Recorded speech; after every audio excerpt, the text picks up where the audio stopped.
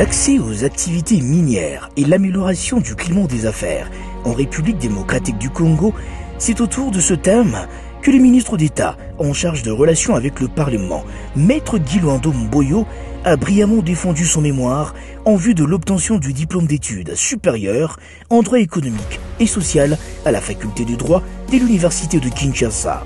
D'un côté, notre pays est qualifié de scandale géologique, avec un sous-sol très riche. Nous-mêmes, dans le cadre de nos fonctions comme ministre d'État, ministre de l'aménagement du territoire, nous avons produit un outil qu'on appelle l'annuaire des ressources naturelles du sol et du sous-sol. Nous a amené à une grande réflexion pour comprendre le contenu de ce sol riche. Il se dégage qu'une bonne partie de notre population vit dans la pauvreté. Mais comment justifier un sol riche dans les Hauts-Touélé, là où il y a un grand projet d'or, Barrick Gold, juste à côté, à Mokou, à Faradje, la population continue à croupir dans la misère. Comment expliquer ça? Devant un jury composé d'éminents professeurs, notamment le professeur Ntungi Lankama, président du jury, le professeur Baleka Bakole, secrétaire, et le professeur Kola Gondé, directeur du mémoire, Maître Guy Luando Mboyo a avec rigueur et éloquence présenté une analyse approfondie du paradoxe d'un pays riche en ressources minières, mais dont la population demeure appauvrie. Nous sommes donc partis d'un constat.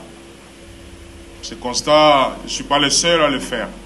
Comment expliquer un pays scandaleusement riche, avec un sous-sol riche, avec plus d'une cinquantaine de minéraux stratégiques dans son sous-sol, mais sa population croupit dans la misère.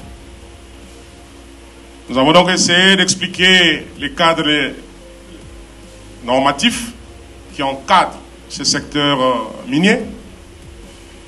Nous sommes donc partis, on ne peut pas parler du présent sans jeter un regard rétrospectif.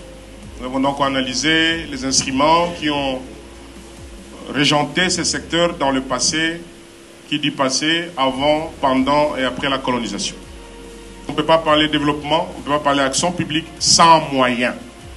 Et donc le secteur minier, c'est un secteur extrêmement important dans le cadre de la mobilisation des recettes publiques de notre pays.